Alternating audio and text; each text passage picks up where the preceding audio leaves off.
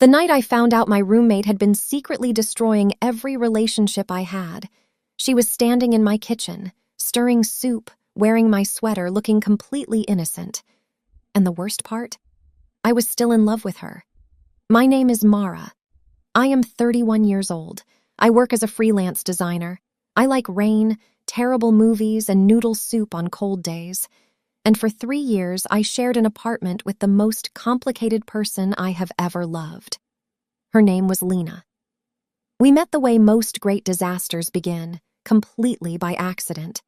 I was moving into apartment 3B on a humid August afternoon, dragging 2 suitcases and a dying fern up a narrow staircase, when one of the wheels on my suitcase snapped clean off and rolled across the lobby like it had decided to start a better life without me. I stood there, sweating, staring at it. And then I heard laughter. I looked up, ready to be offended. Instead, I saw her. Dark hair pulled into a messy knot, a white button-down shirt half untucked, paint on the side of her hand like she had pressed it absent-mindedly against a wet wall. She was balancing a cardboard box on one hip and pressing her lips together, trying, and completely failing, to look sorry for laughing. "That was objectively tragic," she said. "Thank you for your compassion," I replied. She shifted the box to her other hip and held out her free hand. "Lena, apartment 3B. Mara, also 3B, unfortunately." She grinned. "Perfect. We can begin our domestic life with adversity." And just like that, before I even knew what was happening, she had walked into my life and made herself at home. Within a week, we were friends. Within a month, we were the kind of friends people assumed had known each other for years. We fit together the way certain people do, not because we were the same, but because we covered each other's gaps perfectly. She liked mornings. I liked nights. She cooked when she was stressed. I cleaned. She forgot to eat. I forgot to sleep. She left notes on the kettle, little handwritten ones that said things like, "Your tea is stronger than your enemies." I started buying the expensive yogurt she liked whenever she had a hard week. Neither of us discussed it.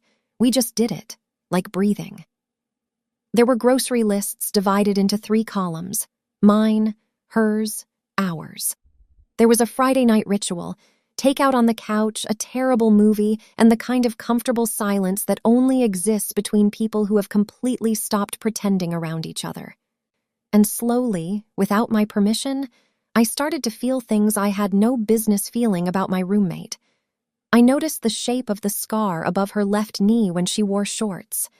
I noticed the way she tugged her earlobe when she was fibbing. I noticed the way she looked at me sometimes, just a second too long, before turning away. But Lena was straight. She dated men. She talked about men.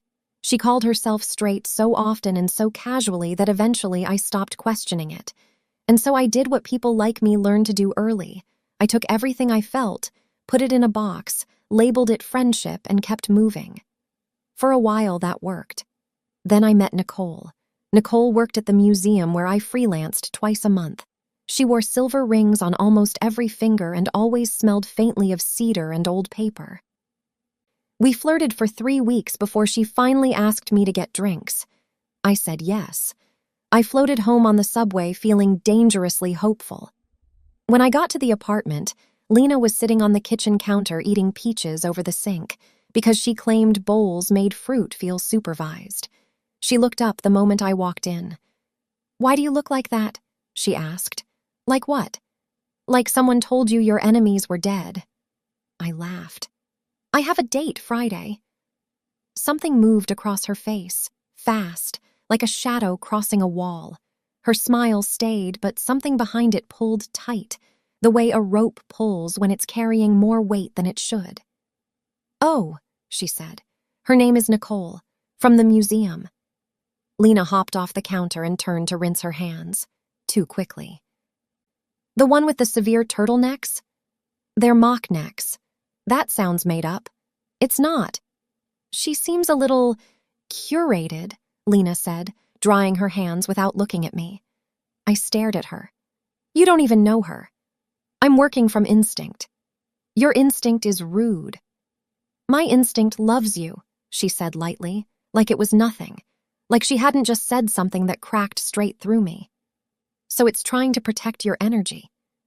Then she looked me over and added, "Wear the green shirt. It makes your eyes look unfair." And she walked out of the kitchen like that was a completely normal thing to say. I wore the green shirt. The date with Nicole was wonderful. She was funny and sharp, and she listened, really listened, in the way that makes you feel like the most interesting person in the room. By the end of the night, I wanted there to be a second date, badly. Then my phone buzzed. Once, twice, 3 times. Lena. I stepped outside the restaurant and answered. "Can you come home?" Her voice was thin, breathless.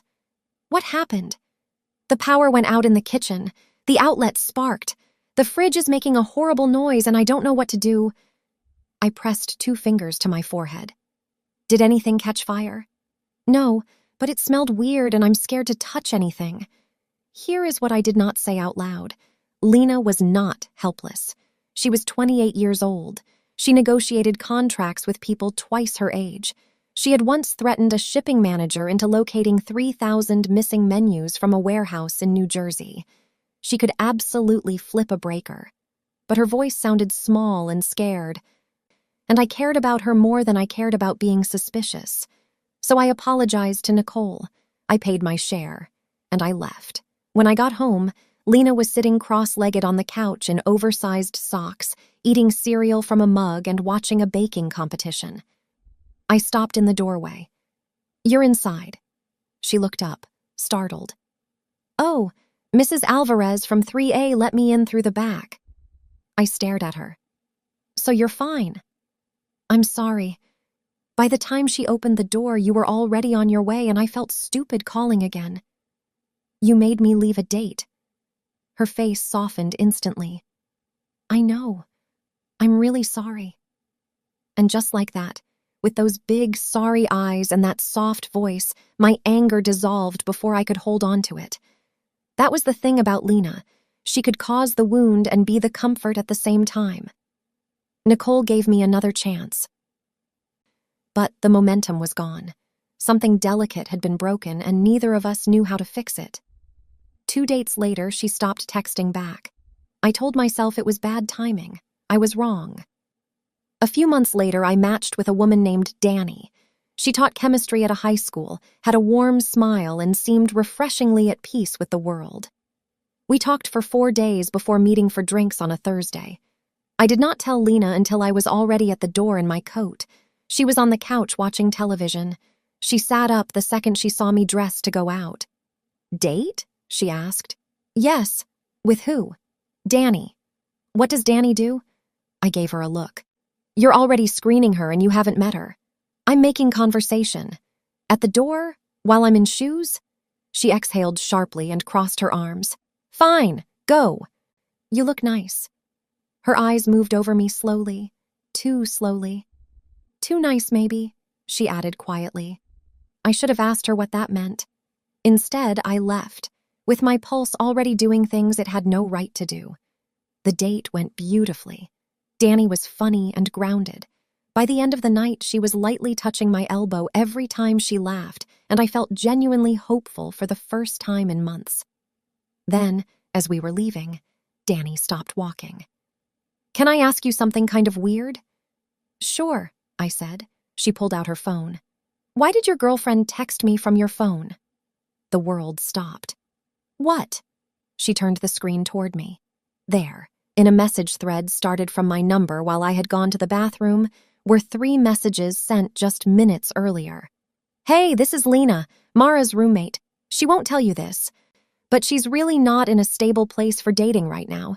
Please don't make things hard at home if you're just passing through." I read it once, twice, 3 times. The blood drained from my face. "That is not my girlfriend," I said very quietly. Danny looked at me carefully. "Mara, I like you, but I don't have the emotional stamina for whatever this is." I went home vibrating with a rage so clean and cold, it almost felt like calm. Lena was in the kitchen stirring tomato soup. She was wearing one of my sweatshirts. She looked up when I walked in, smiling. Did you unlock my phone while I was in the bathroom? The spoon stopped moving. She went completely still. That stillness was the answer, but I needed to hear it. Did you text my date from my phone? She turned slowly. Her face had gone pale. Mara, yes or no? A pause so long it felt like a lifetime. Yes. One word. No escape, no detour. Just yes. I laughed. A short, sharp, joyless sound. That is a new level of deranged. I know how it looks. You went through my phone. You texted a woman I liked. You told her I was unstable. My voice was rising now. What exactly were you trying to do? Protect you. From what? From someone who liked me? From someone who might not have liked you enough. I stared at her. She stared back, and in that moment something shifted in her expression. The defensiveness cracked. Underneath it was something raw and desperate and painful to look at. She didn't look like someone who had done something cruel. She looked like someone who was terrified. You don't get to decide that, I said. My voice had gone quiet. Which was worse than shouting. Her jaw tightened. Somebody has to. That sentence fell between us like a blade. We both heard it. She stepped back first. That came out wrong. No, I said. I think it came out exactly right. I wish I could tell you I saw the truth clearly that night, that I connected every dot and confronted her with the full picture, but I did what frightened people do. I reduced it. I called her overprotective instead of jealous. I called it codependency instead of something more dangerous. And because she was straight, because that word had been doing so much work for so long, I let myself believe there was some innocent explanation. So I forgave her. Or I performed forgiveness, which is not the same thing. She cried. Not enough to be manipulative on paper, exactly enough to make me feel cruel for staying angry. She promised it would never happen again. Then she made me tea in my favorite mug and sat on the floor near my bed while I vented, looking at me like I was the only thing in the room that mattered. And that look, was the most dangerous thing she ever did to me. Because it made me stay. Weeks passed. Then my friend Tessa said the thing out loud that I had been refusing to think. We were at a trivia night in a loud, crowded bar when I mentioned, casually, that Lena had overstepped once or twice with women I had dated. Tessa set down her drink. Define once or twice. So I told her. All of it. The fake emergencies, the workplace phone call, the text from my phone. The more I talked, the less normal it sounded coming out of my own mouth. Tessa was quiet for a long moment. Then she leaned back and said, Mara, your roommate is either in love with you, or she is building a case for a restraining order. She's straight, I said immediately. Tessa looked at me the way a doctor looks at a patient who insists they are fine while bleeding. Is that what she is? She asked gently. Or is that just the word that lets you stay close to her without ever having to ask for anything real? I hated her for saying it, mostly because somewhere deep down in the part of me I never let speak, I already knew the answer. One more woman. One more chance. Her name was June. She worked in publishing. Composed, intelligent, and completely unaware that she was walking into a war zone. We had a wonderful first date. She was everything. Attentive, funny, genuinely interested. And at the end of the night, she said something that stopped my heart. Your roommate, she said casually, at that party last month. Dark hair, dangerous shoulders. She looked at you like every person in the room had accidentally been given access to something she thought was hers. I laughed it off, but I thought about it the whole ride home. And then 3 days later, June sent me a message. I don't think I should see you again. I called her immediately. Did Lena contact you? I asked. Silence. Then. She came to the bar after you left. She said you were vulnerable, that if I wasn't serious, I should leave you alone before I made your home life painful. My hand gripped the phone so hard my knuckles went white. I hung up. I walked into the kitchen. Lena was standing in the doorway in damp hair and one of my t-shirts, looking soft and unsuspecting. Everything okay? She asked. I looked at her. Really looked at her, at the woman who cooked me soup and stole my sweaters and called every date I had ever liked and burned every bridge before I could cross it. "You went to June's bar last night," I said. Her face froze.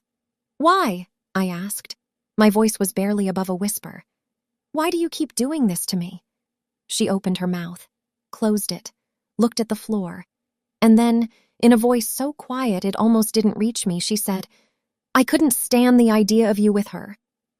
The room tilted. I stared at her. She swallowed hard, and for one brief, terrifying second, she looked like a woman standing at the edge of a cliff, looking down at the truth, deciding whether to jump. Then she stepped back. "It means nothing useful," she whispered. And I felt something inside me, something I had been protecting for years, finally, quietly, break.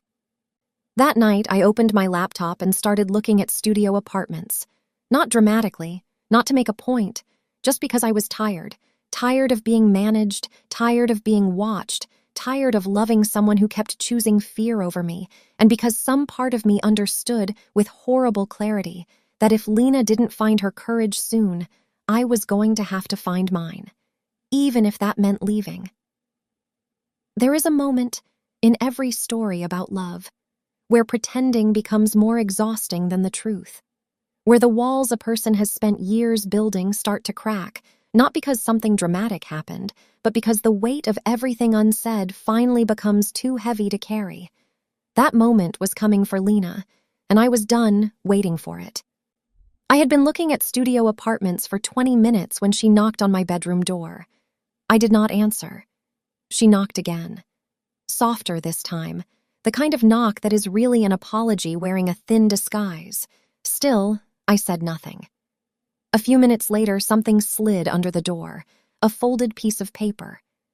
I stared at it from across the room for a long time before I finally crossed the floor and picked it up. "I'm sorry. I know I crossed a line. Please eat the soup before it gets gross."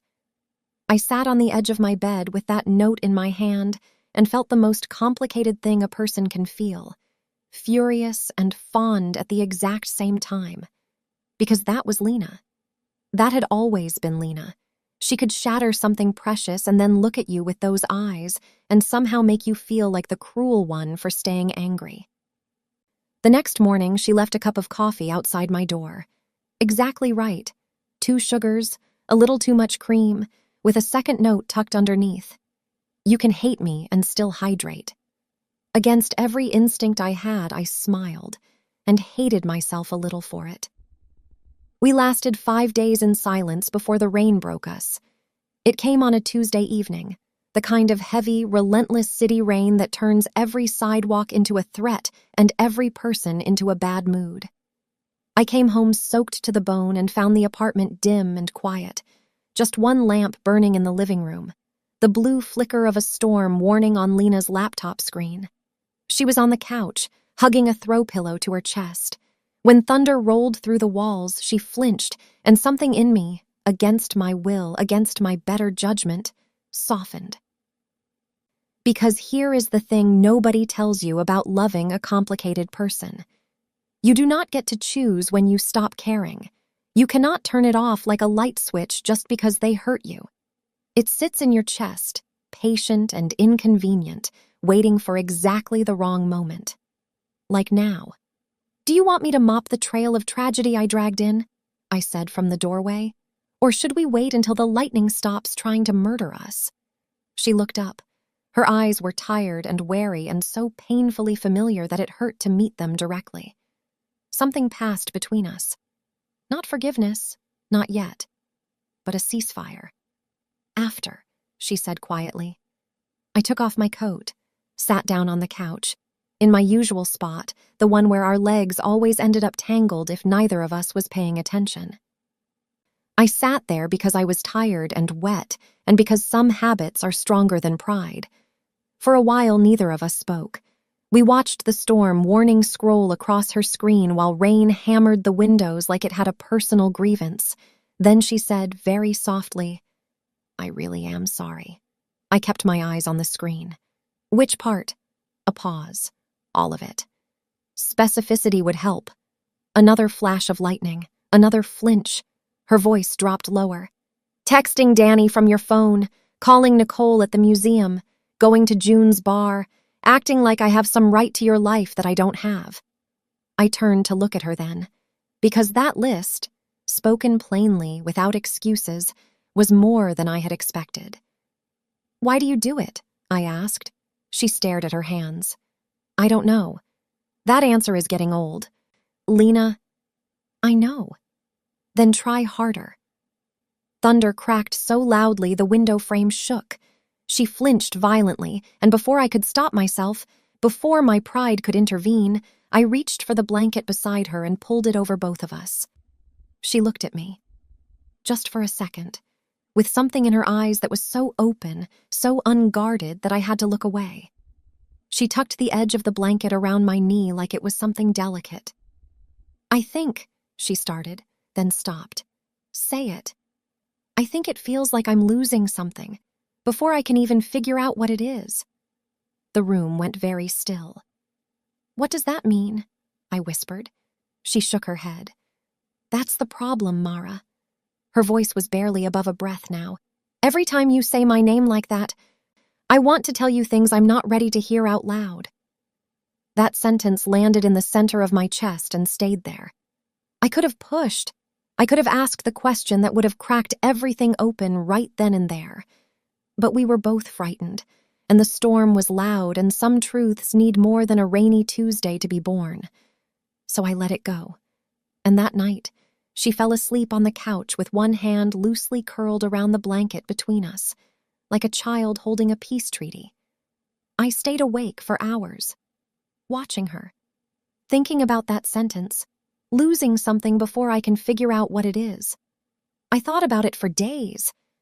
But life does not pause for people who are almost ready to be honest. So I kept going. I started dating again. Not because I had healed, but because spite is sometimes the only engine a person has left. And so I went back to June, back to the chance I was still holding on to. What happened next was the moment everything finally broke open. After June told me Lena had shown up at the bar, after the floor tilted and the rage arrived like cold water, I came home and I said it plainly. You went to June's bar last night, and Lena's face froze, and I said why, over and over, until she finally broke open and whispered those 7 words that changed the shape of everything. I couldn't stand the idea of you with her. And then, because she was still Lena, because fear was still stronger than courage, she swallowed it back down and called it nothing useful. And that was the moment I stopped performing patience. You don't get to do that, I said. My voice was quiet. Dangerously quiet. Do what? Say something like that and then hide behind smoke. Her chin lifted. I'm not hiding. You have been hiding for months, maybe years. I stepped toward her. You do not get to ruin every chance I have at being happy and then act like the reason is too private to explain.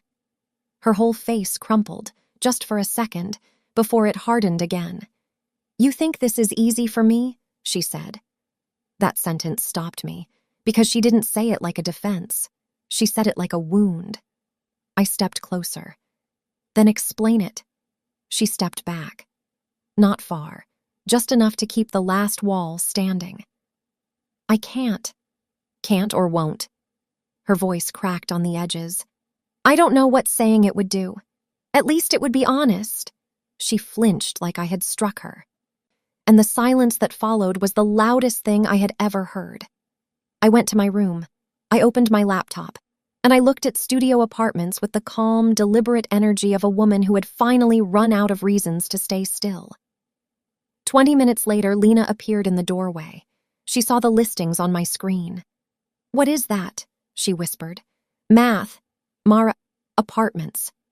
She took one step into the room, then another, like she was walking toward something she was afraid might disappear if she moved too fast. You're moving out? I'm considering living somewhere my personal life doesn't require witness protection. Don't. Her voice broke on that single word. Please don't. I stood and faced her. Then give me a reason to stay, not a crisis, not a sorry note, not tea outside my door. I held her gaze. Tell me the truth.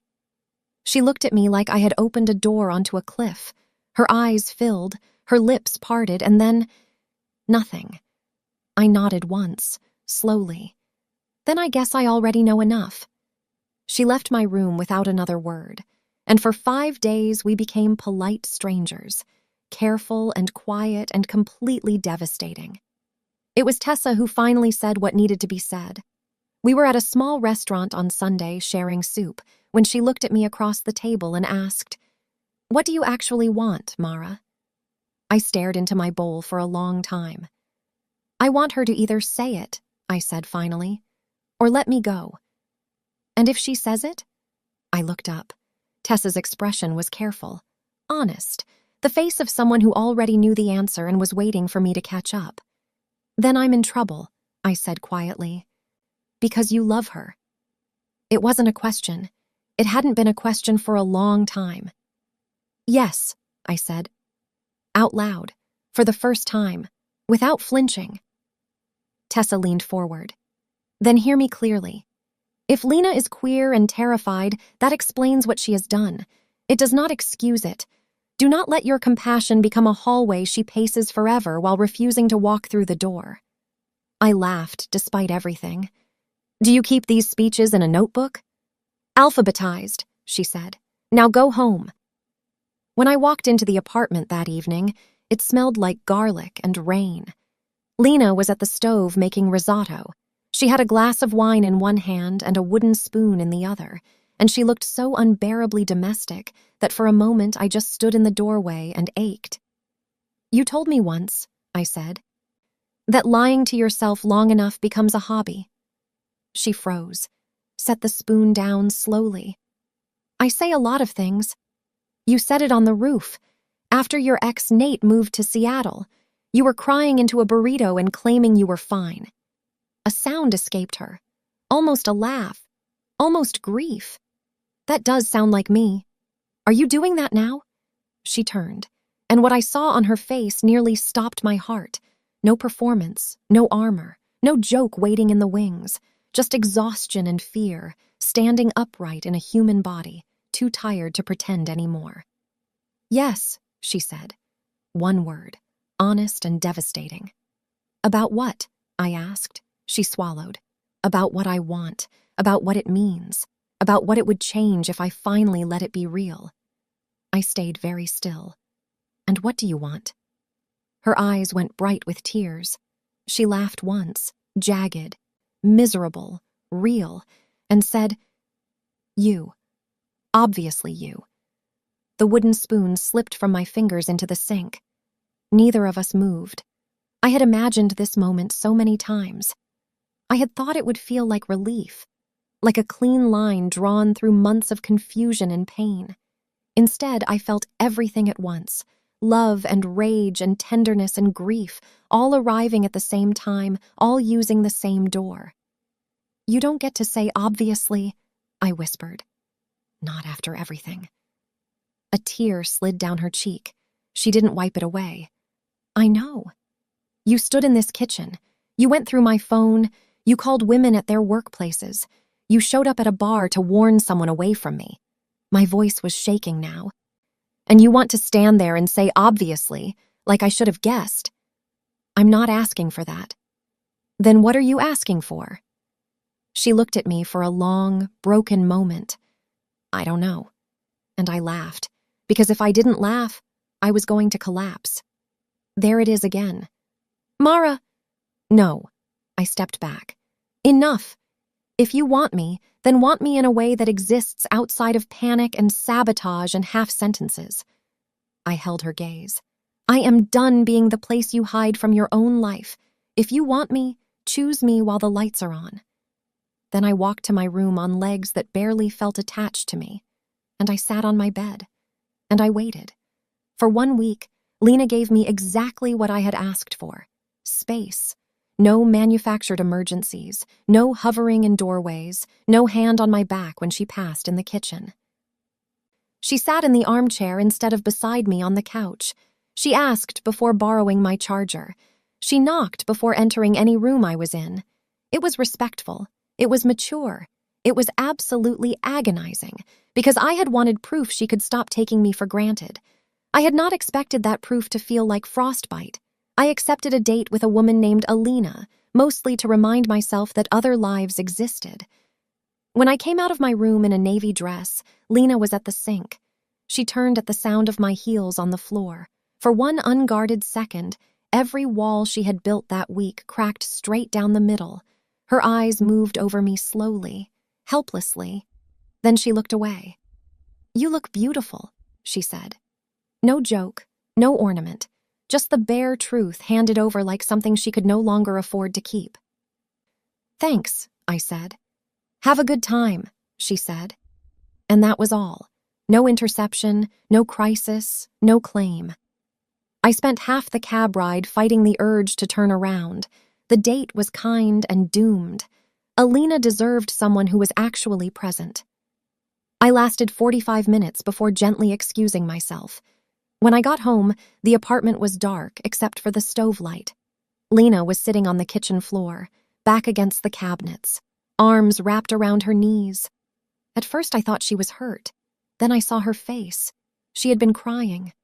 All the anger I had been carrying, every sharp and careful wall I had built over the past week, quietly fell apart at the sight of her. Because no matter how much she had hurt me, no matter how many times I had told myself I was done being patient, she was still Lena. And seeing her like that, small and unguarded on a cold kitchen floor, did something to me I was not prepared for. It reminded me exactly why I had stayed so long in the first place. I dropped my bag and crossed the room. "What happened?" She laughed weakly and scrubbed at her cheeks. "Nothing dramatic. Lena, you're on the floor." She looked up at me, eyes wet, face completely open, in the raw, undefended way that only the truth can make a person look. "You asked me to stop acting like you belonged to me," she said quietly, unless I was prepared to say why. So I stopped. She swallowed hard, and it felt like standing completely still while something was being taken apart inside me. I forgot to breathe. "I didn't ruin your night," she went on. "I didn't text anyone. I didn't invent a crisis. I just sat here and let it hurt." Her voice dropped to almost nothing. "Because if I'm going to say I love you, then that has to mean I stop turning my fear into your problem." The refrigerator hummed. A car horn bled through the window. The whole city kept moving, completely indifferent to the fact that everything was changing in this kitchen. I sat down on the floor beside her, because standing had become impossible. For a moment, neither of us touched. Then slowly, carefully, she leaned until her shoulder rested against mine, the smallest contact, the most enormous thing. "I left early," I said. She turned her head. "Why?" "Because I didn't want to be there." Hope moved across her face, painfully bright, like sunrise hitting glass. "Don't," I said quickly. "Not unless this is real in the daylight, too." "It is," she whispered. "Then prove it." She nodded. Once. Solid and certain. And that night, we did not kiss. Because this was not that kind of story. This was not the kind where one confession erases every scar that came before it. Instead, we sat on the kitchen floor until our legs went numb, and we talked the way people talk when they are finally done pretending, carefully, painfully, honestly. She told me she had spent years trying to want things that felt safe, that men had been easier, not because she loved them, but because wanting them didn't ask her to rewrite everything she thought she knew about herself. She told me the first time she truly understood something was wrong was the night I came home flushed and happy from a date, sat on the kitchen counter and described some woman's laugh. And Lena had to excuse herself to the bathroom for 10 minutes because the jealousy was too ugly to let anyone see. "I kept waiting for it to pass," she said. "When it didn't, I made it smaller, then stranger, then meaner." I looked at her. "You almost lost everything." "I know." No defense, just grief, and finally, willingness. We talked until after midnight, and when we finally stood, stiff and wrung out, she stepped back carefully, preserving the line I had drawn. "Good night," she said. I looked at her for a long moment. At this woman who had become the shape of my life without asking permission. At this woman who had finally shown up without armor. "Good night," I said, and I went to bed alone, more moved than if she had kissed me. 2 days later, the city lost power. The whole block went dark at 8:17 in the evening, one long mechanical sigh rising up from the street like the city itself had exhaled. We found candles in the junk drawer, tiny ones, vanilla-scented, in little glass jars. We sat on the living room floor by the open window, candlelight painting the walls gold, the city murmuring softly in the dark below. Without the screens and the lamps and all the little noises that usually filled the space between us, everything felt stripped down to what it actually was. Just us. Just this. "Can I tell you something?" Lena asked. "At this point, that's our genre," I said. A smile crossed her face and was gone. "The first time I got jealous, it wasn't Nicole. It was years before that." She looked at the candle. "You had a date with a woman from a ceramics studio. You came home smiling. And I remember thinking, with total horror, this is what it's going to feel like every time." The honesty in her voice hollowed me out. "Why didn't you tell me then?" "Because I still thought I could hide behind a locked door if I held it shut hard enough." She paused. "Because you were happy. Because I was a coward." Outside, someone in a neighboring building started singing. Off-key, earnest, completely unaware they had an audience. The city felt suddenly intimate, close. I turned to face her fully. "Look at me." She did. No deflection, no joke, just those dark eyes fixed on mine with a kind of terrified steadiness. "Do you want me?" Her face changed. I will remember it for the rest of my life. Not because it was dramatic, because it was completely unguarded. All that longing she had spent years hiding behind management and humor and invented crises, finally visible, finally too exhausted to pretend. "Yes," she said. The candle flame shook between us. "Then why?" I said softly. "Does it still feel like I'm pulling the truth out of you?" "Because I'm late," she whispered. "Because I made a mess before I was brave. Because I still have this reflex to protect myself even when it's the one thing destroying everything." I could have kissed her then. She was close enough. She looked close enough to collapse into. Instead, I held still. "I don't want another almost. I don't want a confession you retreat from in the morning." Tears rose in her eyes. She did not blink them back. "I know. If this happens, it happens because you choose it. Not because you're scared I'll leave. Not because I'm the easiest person to want in private." She nodded, hard, certain, and then the lights came back on, just like that. The fridge hummed, the lamp buzzed, the world resumed. We stared at each other. Then Lena laughed, a helpless, disbelieving sound. Subtle, and I laughed too, because sometimes tension becomes so complete that the body simply has to choose, laughter or collapse. The next morning she was gone before I woke up. No note, no text, and because I had spent enough time inside the machinery of her fear, I made a decision. I would not chase her. If she wanted me, she would have to come toward me, awake and deliberate and unafraid. I went to work. I answered emails. I made it all the way to 6 in the evening before my phone buzzed with her name.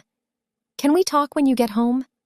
No emoji, no hedge, just that. I wrote back one word: yes. When I opened the apartment door, she was already there. Sitting upright on the couch like posture itself might save her. Dark jeans, a soft white sweater I had always loved on her, hands clasped too tightly in her lap. She stood when she saw me. "Hi," she said. "Hi." The apartment felt too small for everything inside it. And then, before I could prepare, before I could build any kind of wall, she looked straight at me and said it, clearly, steadily, without looking away. "I'm in love with you." My whole chest contracted. She kept going, like stopping might kill her. "I've been in love with you for longer than I admitted to myself. And I handled it badly and selfishly and sometimes cruelly because I was terrified. Because naming it felt like setting fire to the version of myself I knew how to be. Her breath caught. But it's true. It has always been true. And I would rather tell you the whole ugly thing than keep hiding behind a word that stopped meaning anything a long time ago. I didn't realize I was crying until I tasted salt. Her face broke at the sight of it. I'm not asking you to forgive me because I finally said the right sentence, she added quickly. I know I hurt you. I know I don't get credit just because honesty showed up late. She swallowed. Her voice caught, steadied. I wanted to tell you in daylight. That line, that one line, it undid every last wall I had left. I crossed the room before I decided to. She went completely still, Edie's not reaching, not assuming, just waiting, giving me the choice. Giving me the power she had spent so long taking. Say the rest, I whispered. She searched my face. What rest? The part that matters. Understanding moved across her features like light breaking through glass. She drew one long, shaking breath. I choose you, she said. I choose you even though I'm scared. I choose you even though I don't have every word for myself yet. I choose you even though you would be smart to send me away for what I did. Her voice broke and rebuilt itself in the same breath. I choose you because every future I can imagine, where I keep pretending and lose you anyway, already feels like grief. I took her face in my hands, and I kissed her. It was not gentle at first, because relief has edges, and so does longing when it has been made to wait too long. She kissed me back with a kind of stunned urgency, like her hands had memorized the route in secret and were still shocked to finally be allowed. Then she softened, all at once, like something that had been held too tight for too long was finally, let go. When we pulled apart, she pressed her forehead to mine. Her eyes were closed. Her breath was unsteady. You kissed me like you were mad, she said. I am mad. Fair. Also in love with you, I said. Unfortunately.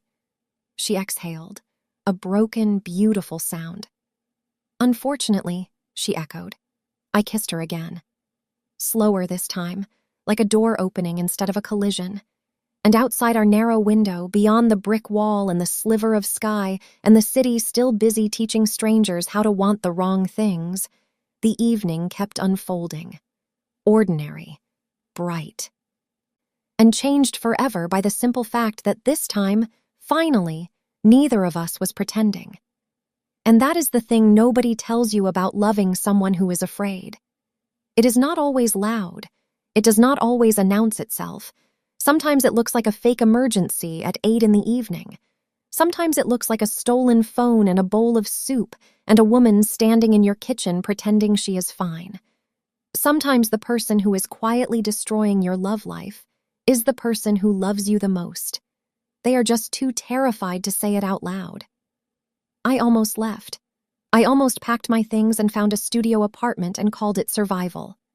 And if I had walked out that door before Lena found her courage, I would have spent the rest of my life wondering about the woman who knew exactly how I took my coffee and exactly what kind of silence meant I was sad instead of tired.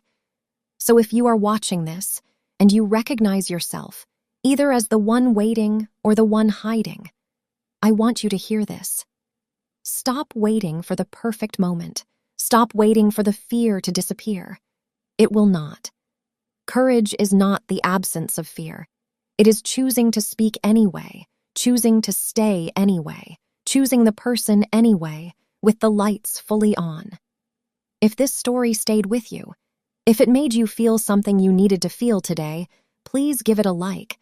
It takes 1 second and it helps more people find stories like this one. Subscribe to Love Beyond Rules if you are new here. Every week we bring you stories about love in all its complicated, messy, beautiful forms.